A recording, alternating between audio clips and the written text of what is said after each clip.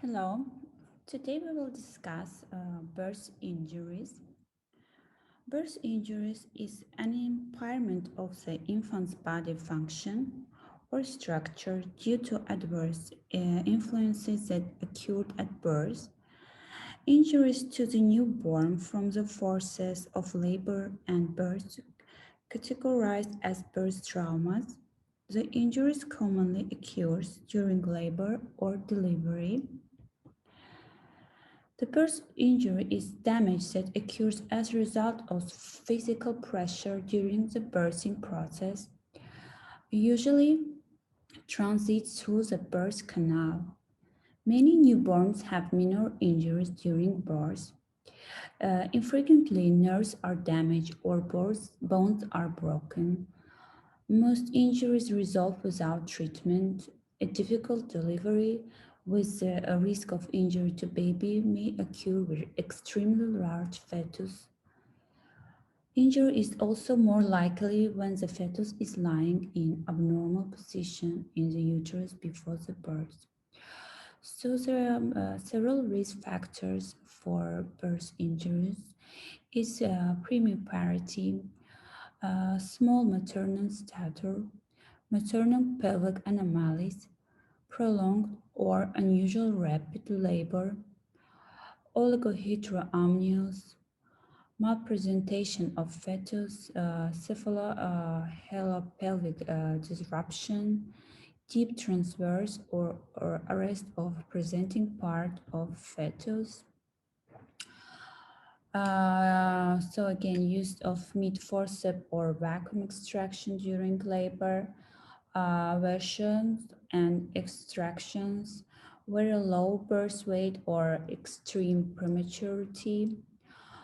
Also, it can be fetal macrosomia, birth weight over 4,000 grams, and fetal with macrocephaly, and other fetal anomalies can bring to newborn's trauma.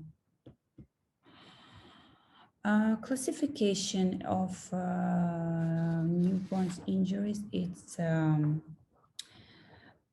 soft tissue injuries, head and neck injuries, facial injuries, cranial nerve injuries, spinal cord injuries, peripheral nerve injuries, and fractures and intra-abdominal injuries.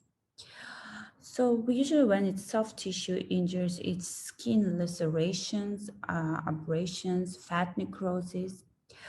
Also, it can be muscle injuries like sternocleidomastoid, nerve injuries like facial nerve, brachial plexus, spinal cord, peripheral nerve injuries. It may cause Horner syndrome or recurrent laryngeal nerve. Eye injuries like hemorrhages like subconjunctiva, vitreous or retina. Visceral injuries, it can be rupture of liver, adrenal gland, spine, testicular injuries. It may be also scalp injuries like laceration, abscess, hemorrhage, caput succedaneum hemorrhages. It also can be hip, shoulder, cervical vertebrae injuries. Sometimes occur skull injuries like cephalohematomas, subgial hematomas, intracranial injuries, and bones injuries like different bones injuries, nasal bone injuries, femur or skull injuries may happen. Soft tissues injuries, it's usually abrasion, it's usually peritoneal epithelium, ecchymosis, laceration, or subcutaneous fat necrosis. Abrasions and lacerations may occur as scalp cuts during cesarean delivery or during instrumental delivery if we use forceps or vacuum extractor. Infection remain a risk, but most eventually heal. For management of this kind of injury, it's very simple. It's careful cleaning, application of antibiotic ointment, and observation. Laceration occasionally require suturing. Subcutaneous fat necrosis.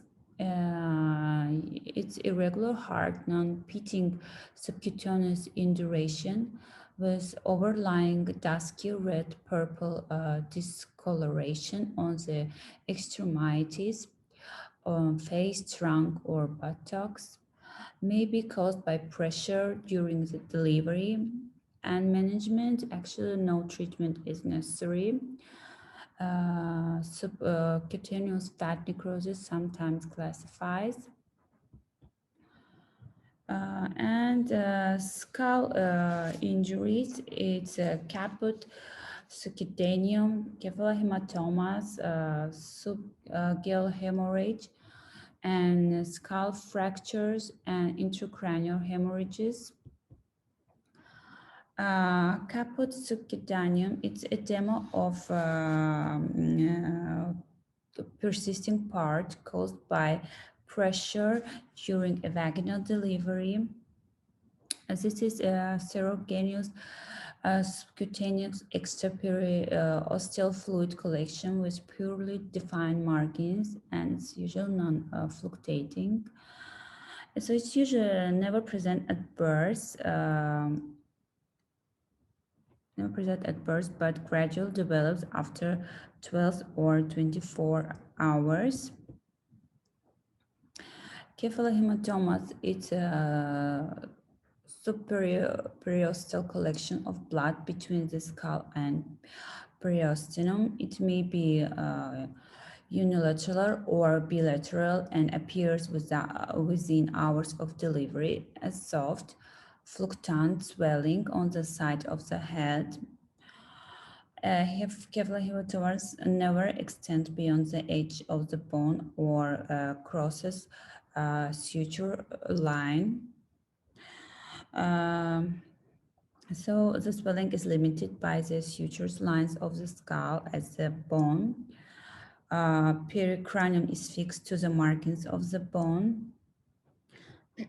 It's well circumcised, soft, fluctuant, and incompressible. Does not, how I was told before, does not pulsate. There may be underlying fracture of the skull, and cephalahematomas is usually largest on the second or third day.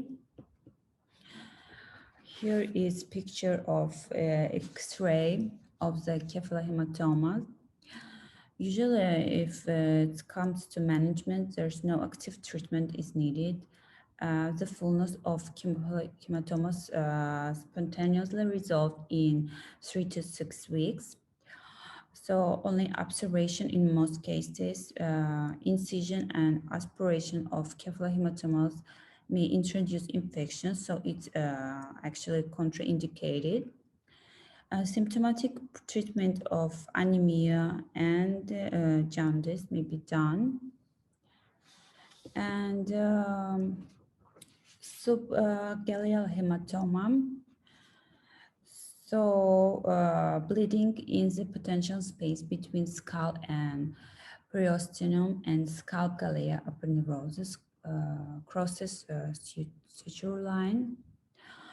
So it's usually baby have here corneal head form and with vertex presentation, the sustained pressure of the occiput against the cervix result in compression of local vessels, thereby slowing venous return. The slower venous return causes an increase in tissue fluids within the skin of the scalp, and edematous swelling develops. And the features actually poorly defined margins, baby's head swelling, puffiness, and the bruising present with extent across suture line of the fell skull, and disappears spontaneously within 3-4 days.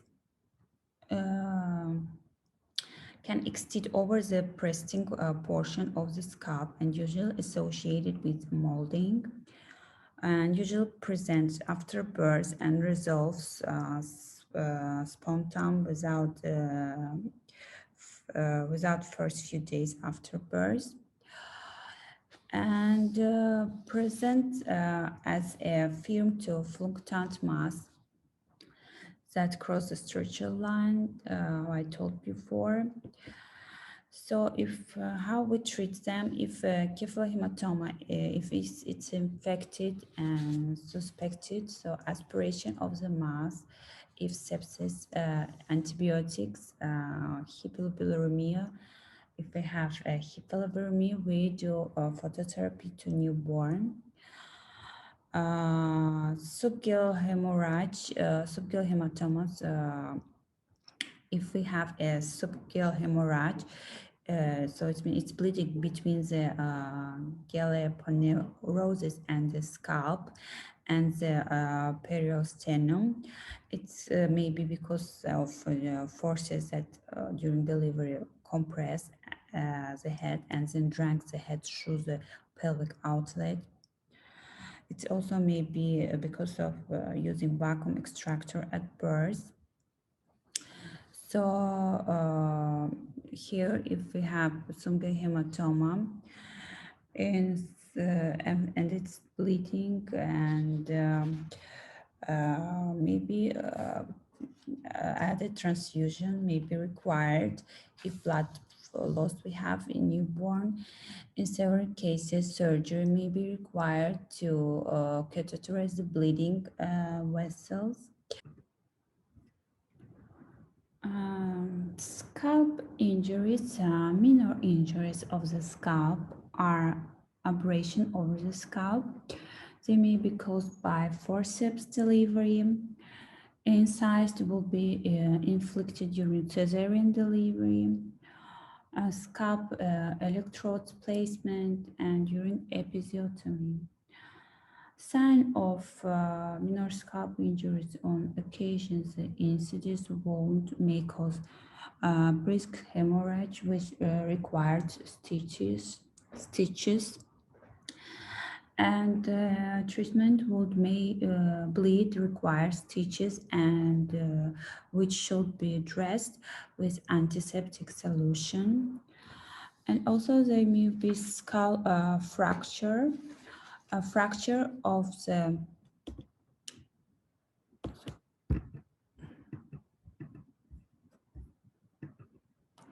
skull fracture. It's fracture of the vault of the skull, frontal or arterial part of the parietal bone, may be a linear or depressed type.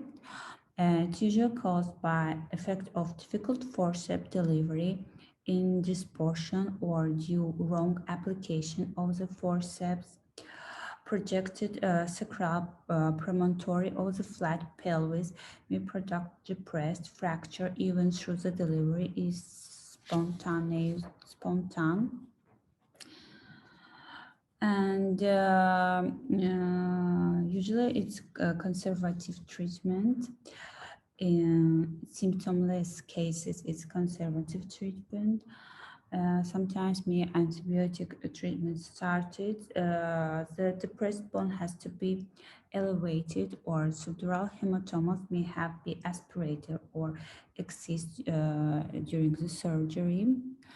So indications for the surgery include radiographic evidence of bone fragments in the cerebrum, presence of neurologic defect, signs of increase in intracranial pressure, signs of cerebrospinal fluid beneath the gallia failure to respond to close manipulation. Indications for non-surgical management include depression less than 2 centimeters width and depressions over a major venous sinus without neurologic symptoms. Intracranial hemorrhage. Intracranial hemorrhage is a type of bleeding that occurs inside the skull. Intracranial, the bleeding can occur external to the brain. The bleeding can occur external to the brain. It will be epidural, subdural, or subarachnoid spaces. Bleeding can occur in the parenchyma of brain. It will be cerebrum or cerebellum, and bleeding can occur intraventricles from subependymal germinal matrix of chromoplexus. So this is a picture of intracranial hemorrhages. You can see here extradural, intraventricular, lobar, intracerebral, subarachnoid, and subdural, and deep intracerebral hemorrhages. As usual, they are caused by traumatic, anoxic, or primary hemorrhagic diseases.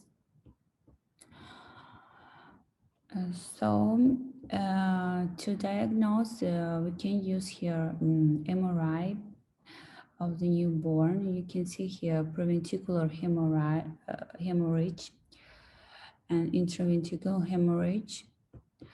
And also ultrasonography may be done. You can see here the picture of preventricular hemorrhage and intraventricular hemorrhage. Epidural hemorrhage primarily arises from injury to the middle meningeal artery and frequently associated with cephalohematoma or skull fracture. Clinical manifestation is diffuse neurologic symptoms, increased intracranial pressure, bulging frontanels, and localized symptoms, lateralizing seizures and eye deviation. For diagnosis, we use computer tomography, showing a higher density lentiform lesion in the tomogrophoparietal region. And skull radiograms can be used in epidural hemorrhage diagnosis. For management, it's surgical management, and it can be aspiration of blood from the accompanying cephalohematoma. Subdural hemorrhage, most frequent intracranial hemorrhage related to birth trauma. Laceration of the tentorium with rupture of the straight sinus vein of Galen transverse sinus or intrafrontentorial veins causing a posterior fossa clot and brainstem compression. And also lateration of the falx with rupture of the interior sagittal sinus resulting in the clot in the longitudinal cerebral fissure. Clinical features is respiratory symptoms such as apnoea, seizures, focal neurological defects, and hypotonia. Other neurological symptoms, it's maybe like latent lethargy. And for diagnosis, it's again, of course, computer tomography, MRI, cranial ultrasonography, and coagulation profile must be checked also.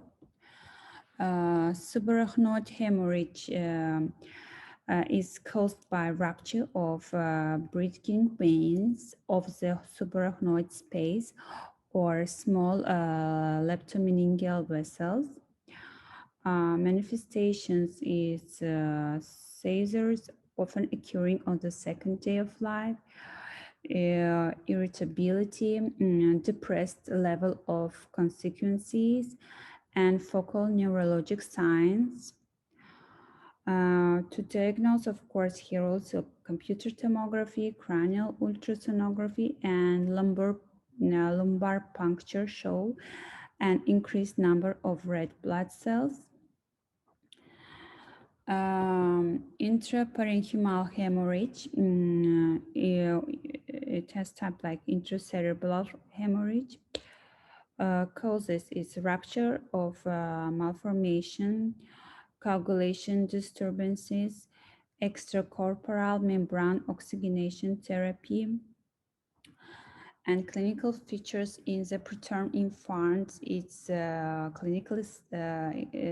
in preterm infants. It's usually clinically silent, either in intracranial fossa, unless the hemorrhage is quite large.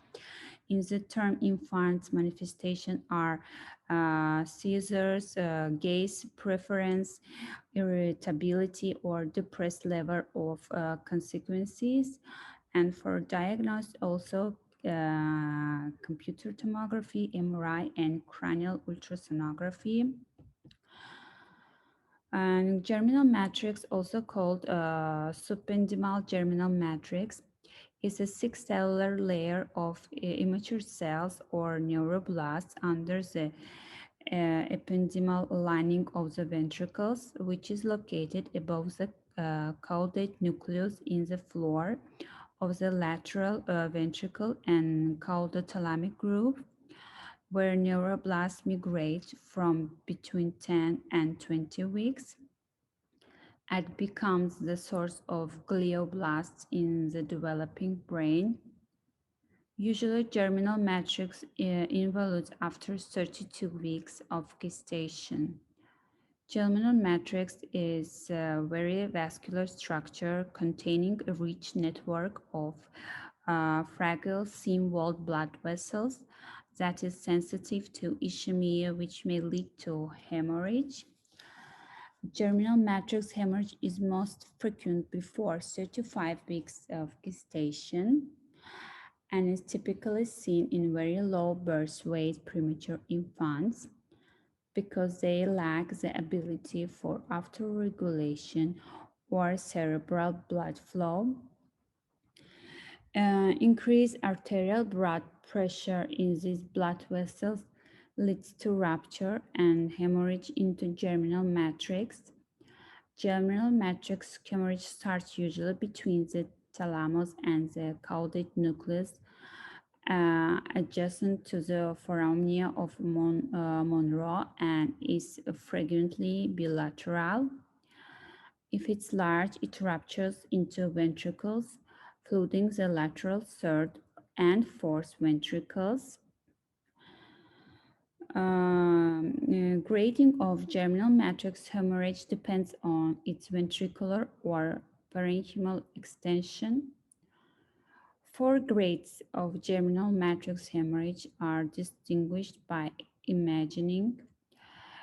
Grade 1, confinant to germinal matrix. Grade 2, intraventricular hemorrhage without ventricular dilatation. And grade 3, intraventricular hemorrhage with ventricular dilatation.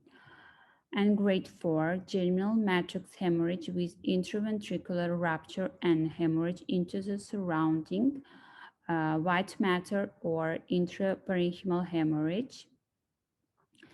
And large bilateral intraventricular hemorrhage causes fetal acute distension of the ventricles or exsanguination into ventricles and subarachnoid space.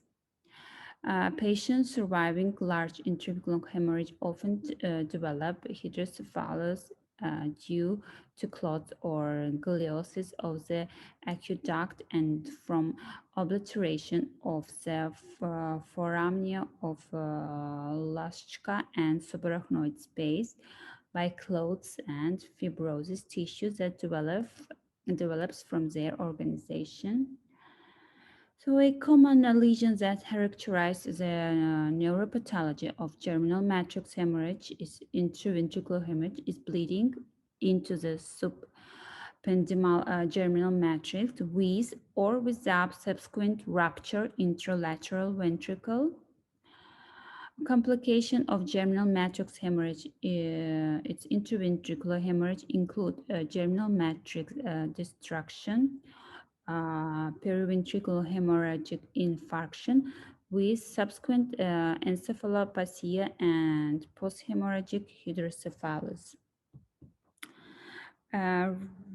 Clinical features usually clinically silent, decreased level of consequences and spontaneous movement, hypotonia, abnormal eye movement, and skew deviation. And for the risk factors, intraventricular hemorrhage occurs most frequently in babies who are born at less than 30 weeks of gestation or have a birth weight of less than 1.5 kilo and are not properly managed. The numbers are higher in infants born extremely premature, with intraventricular hemorrhages occurring in 45% of infants born weighing 500 to from 500 to 700 grams. Other risk factors for intraventricular hemorrhage include hypoxic ischemic encephalopathy, birth trauma, lack of prenatal steroid therapy in babies who are expected to be born preterm, prolonged neonatal resuscitation and respiratory distress. Intraventricular hemorrhages is not usually present at birth, but rather found within 3 or 4 days following birth. It can be caused by a lack of oxygen to baby's brain and brain trauma. Oxygen deprivation can cause bleeding, when the brain receives insufficient oxygen.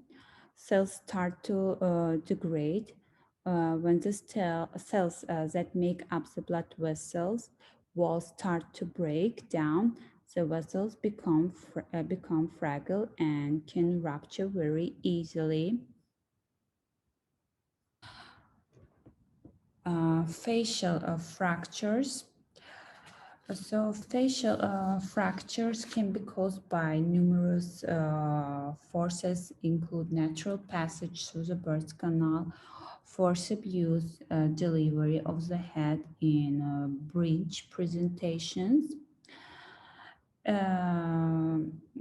Features that it's presented with a facial asymmetry, edema, and septus or respiratory distress with poor feeding. So it can be facial fractures, can be subconjunctival hemorrhage, retinal hemorrhage, other ocular injuries, and nasoseptal dislocations. Subconjunctival hemorrhage, it's breakage of small blood vessels in the eye of the baby. One or both eye of the eye maybe have a bright red band around iris. This is very common and does not cause damage to the eyes, and redness is usually absorbed in a week to 10 days. Other ocular injuries, it can be rupture of the cement membrane of cornea. It can be lacerations, hypnema, vitreous hemorrhage, posterior sperinopathy, corneal edema, or corneal abrasion. And we may have nasoseptal dislocation. Involves dislocation of a triangular cartilaginous portion of septum from the vomerine groove. A clinic feature is that airway obstruction, deviation of the nose to one side. The nerves are asymmetric with flattening of the site of dislocation. Application of pressure of the tips on the nose cause collapse of the nostrils, and the divided septum becomes more apparent. And management, it's usually we use to diagnose this rhinoscopy. It's a manual reduction performed usually by otolaryngologist using a nasal elevator. And there may be musculoskeletal injuries in newborn. So we divide them in clavicular fractures, fractures of long bones, and sternocleidomastoid injury. The clavicle and long bone fracture is the most frequently bone injury in the neonate during birth, and most often is an unpredictable and avoidable complication of normal birth. The infant may present with pseudo-paralysis. Examination may reveal crepitus, palpable bone irregularity, and sternocleidomatoid muscle spasm. So treatment is bandage should be used for 7 to 10 days. And also we have another injury. It's a sternocleidomastoid injury. It's congenital muscular torticollis. What is torticollis? Torticollis is conditions that occur when an infant neck becomes twisted, causing his or her head to tilt to one side. The twisted in the neck is caused by a shortened sternocleidomastoid muscle. Other terms for torticollis include wry neck or lochia. We have two categories of torticollis. It's congenital torticollis is the most common type of torticollis. It occurs in less than 1 to 3% of infants. It usually occurs as a result of abnormal positioning in the womb or a difficult birth, which stretch the muscle, or the muscles that extend to down the neck. Signs typically become evident within the first 8 weeks of life. And acute torticollis has its onset in infancy or later childhood. It usually results from an injury or inflammation in the sternocleidomastoid. Infants with torticollis may have the following: a head which tilts to one side, while the chin tilts to the other, a flattened area of asymmetrical shape on one side of the head from always sleeping on that side. This condition should also be caused by crowding in the womb. However, a soft lump in the neck muscle, pain or tenderness in the sternocleidomastoid or trapezius muscles, and limited range of motion of interruption.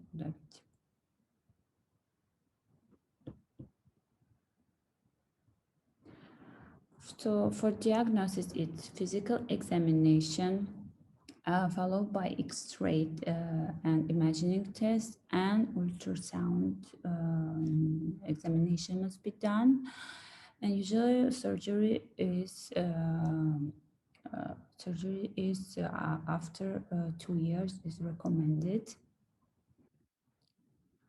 So peripheral nerve injuries, it's brachial plexus paralysis, peripheral nerve injury, laryngeal nerve injury, radial nerve palsy, and lumbosacral plexus injuries. Brachial plexus injury. What is actually brachial plexus? Brachial plexus, also known as brachial plexus injury is an injury to brachial plexus nerves that occurs in about 1 to 3 out of every 1,000 births. The nerve of the brachial plexus may be stretched, compressed, or torn in a difficult delivery. The result might be a loss of muscle function or even paralysis of the upper arm. Injury might affect all or only a part of the brachial plexus. Injuries to the upper brachial plexus, C5 and C6, affect muscles of the shoulder and elbow. Injuries to the lower brachial plexus, C7, C8, and T1 can affect muscles of the forearm and hand.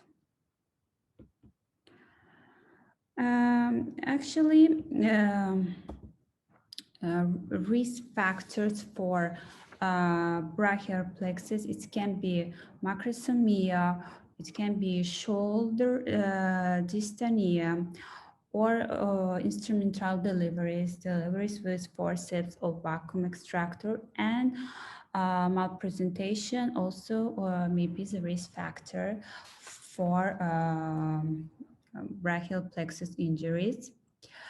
The types of brachial plexus injuries, they are often categorized according to the type of nerve injury and pattern of nerves involved. There are actually 4 types of nerve injuries.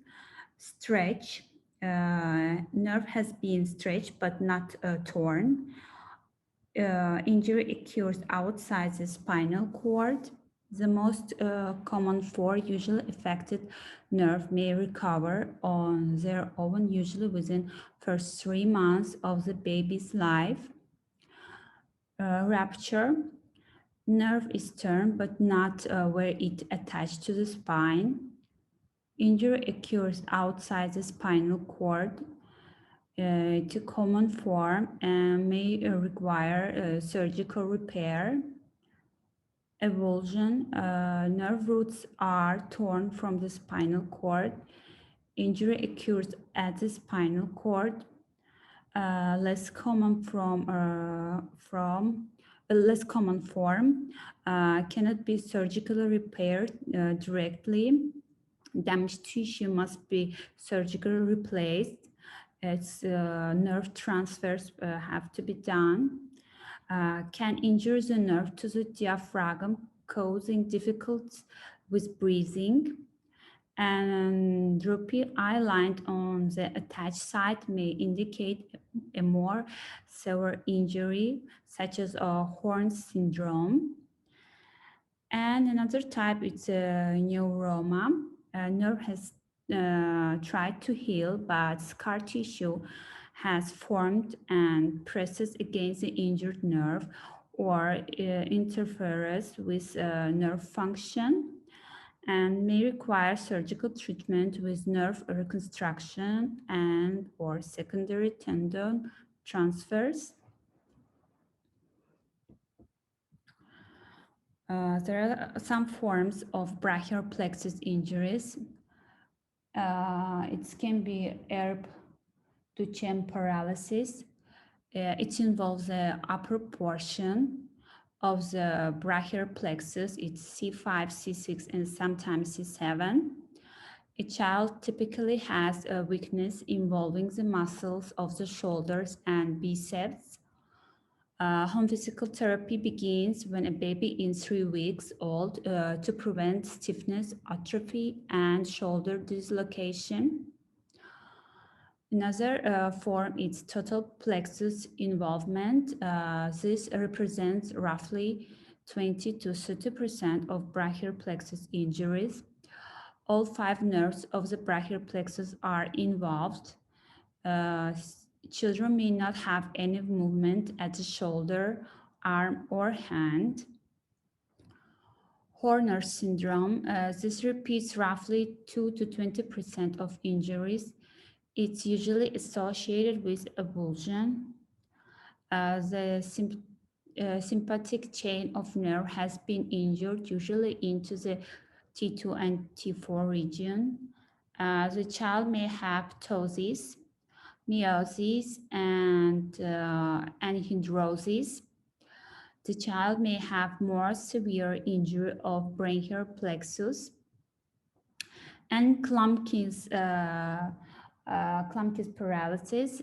This almost nerve occur in babies or children. It involves the lower roots, C8 T1 of the brachial plexus. It typically affects the muscles of hand. And this is carrier paralysis. And this is a picture of air Duchenne paralysis. And also there can be peripheric nerve injury. The peripheric nerve arises from the third through fifth cervical nerve roots. Injury to the peripheric nerve leads to paralysis of the ipsilated diaphragm, respiratory distress with diminished breath sounds on the affected side, and chest radiographs show elevation of the affected diaphragm, which mediastinal shift to the contralateral side. And ultrasonography or fluoroscopy can confirm the diagnosis by showing paradoxal diaphragmatic movement during inspiration. Diagnosis and management, it's of course physical examination, a radiograph of the shoulder and upper arm. Initial treatment is conservative. The arm is immobilized across the upper abdomen with elevated in abduction of external rotation of shoulder during the first week. Physical therapy with passive range of motion exercise at the shoulder, elbow, and wrist should begin after the first week. Infants should recover by 3 to 6 months of age may be considered for surgical exploration. Initial treatment is supportive, oxygen. Respiratory failure may be treated with continuous positive airway pressure or mechanical ventilation, gavage feedings, and plication of the diaphragm.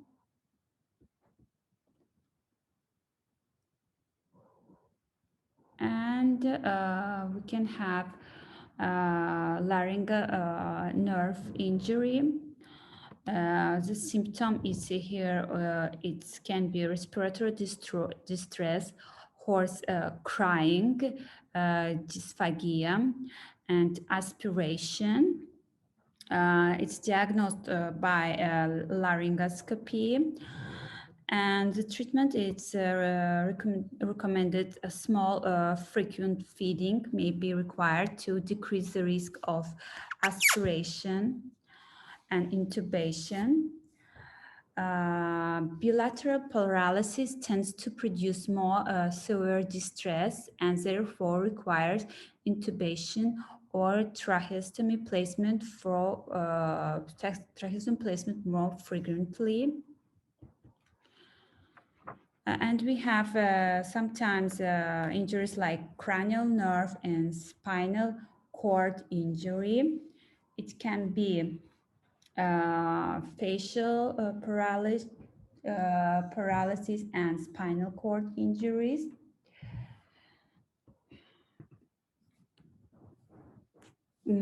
Facial nerve paralysis can be caused by pressure on the facial nerves during birth or by the use of forceps during birth. The affected sides of the face drops and the infant is unable to close the eye tightly on the side. And when crying, the mouth is pulled across to the normal side.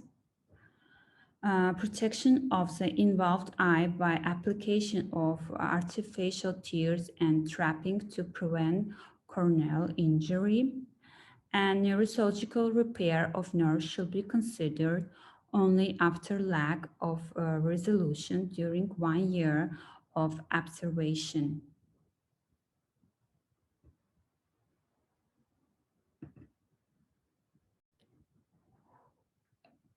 Also, there can be spinal cord injuries. The spinal cord is a bundle of nerve responsible for carrying messages between the brain and the rest of the body. Damage to the spinal cord interferes with the connection. This results in temporary or permanent changes to muscle function and sensation. Spinal cord injuries affecting the neck are known as cervical injuries. They can result in quadriplegia or total loss of control over all 4 limbs or the torso. Damage near the very top of the spinal cord can be fatal, and lower damage may only affect the child's legs. Actually, we divide to complete and incomplete spinal cords. Complete spinal cord, it's less than 30% of spinal cord injuries are complete.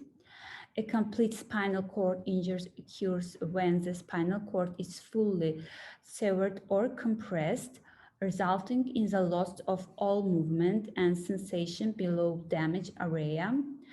There's still potential for some level of recovery. Incomplete spinal cord injuries and incomplete injuries occur when the spinal cord is damaged but still able to transmit signals below the site of injury. Incomplete spinal cord injuries allow the patient to maintain some sensation and movement. They may even enjoy full recovery in mild cases. The risk factors can be the baby in a breech presentation, the baby weight more than 8 pounds, the baby's head is hyperextended in the womb. It can be also if baby has spina bifida, and usually a spinal cord injury caused if during the labor use is vacuums and forceps to rotate or pull a baby from the birth canal. When misuse these tools can be severely stretched nerve in the neck and back. Tool misuse can also result in skull fractures, and this can cause also internal bleeding in the brain and pressure on the spinal cord. So symptoms of spinal cord injuries, most signs of spinal cord injury will be visible immediately after birth. In 25% of cases, it can take 30 minutes to 4 days for symptoms to fully appear. Usually we can see that baby lose loss of muscle function in some or all of the limbs. Baby seems floppy when picked up, loss of sensation in the body or lack of reflexes. Baby has breathing problems, spasms, loss of bowel and bladder function. So if cord injury is suspected in the delivery room, the head, neck, and spine should be immobilized and therapy is supportive. And intra-abdominal injuries, it can be injury of liver, it can be hematoma of liver, it can be a splenic hematoma, adrenal hemorrhage, and renal hemorrhage. To diagnose these injuries, we will need to do ultrasound, abdominal ultrasound examination. In some cases, computer tomography must be done. Abdominal radiograms may show non-specific intraepithelial fluid or hepatomegaly, and abdominal paracentesis is diagnostic if hemoperitoneum is present. And intra-abdominal injuries must be treated first of all, need to be correction of any coagulopathy, must be done volume replacement, hemodynamically stable infant, conservative management is indicated. With rupture or hemodynamic instability, a laparotomy is required to control the bleeding. And with adrenal hemorrhage, hormone replacement therapy must be required to the newborn.